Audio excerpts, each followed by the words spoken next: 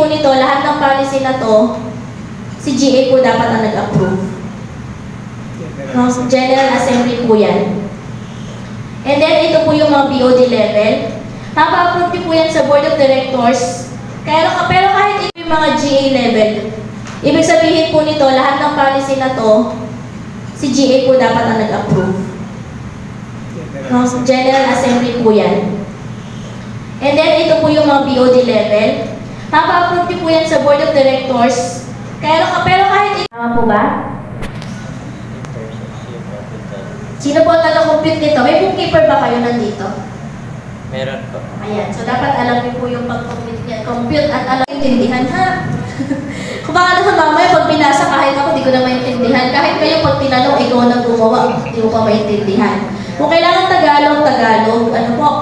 And employees, yung inyong mga cooperative employees ninyo na i-hire, mas magiging aware po sila sa operational policy ninyo. Ano yung procedure ng inyong cooperative? It will be a good management practice. No?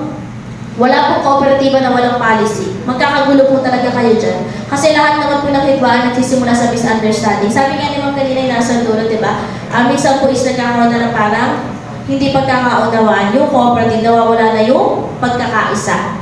And of course, there will be equal treatment for everybody at nandun pa rin po yung ating unity. Kasi ano ba ang co-op? Nagkakaisa. So, paano po ba gumawa ng policy? Una, identify the need. Identify ninyo ano po yung kailangan. Which areas requires policy? Membership policy ba? Yung pag-accept ba ng member, kailangan ng policy? Yung pagbebenta ba, inventory ng ano, kailangan ng policy? And of course, after you determine which areas need the policy, you have to draft the policy na. Board of Directors or a committee writes a draft. So, may mga gagawin din pong committee natin na policy. Like si Code of Ethical Standards, si Ethics Committee po ang gagawa nun. Election policy, si Election Committee. Hindi po lahat si manager.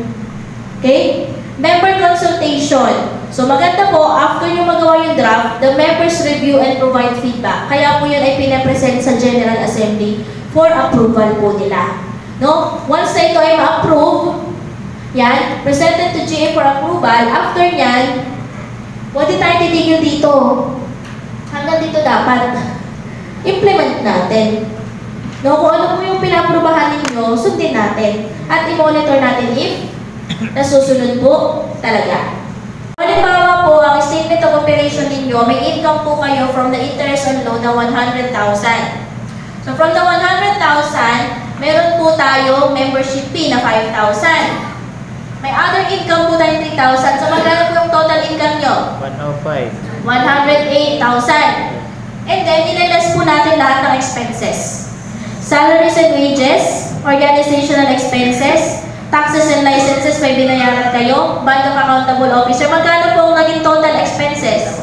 34. So, si 108, bawasan ng 34. Ilan po ang naging total net surplus nyo? 74. 74. So, yung si 74, yan po yung i-allocate na po natin sa dividends po natin. Pero bago po ang dividendo, babawasan po muna natin ng mga mandatory allocation or statutory funds. So, the net surplus is 74.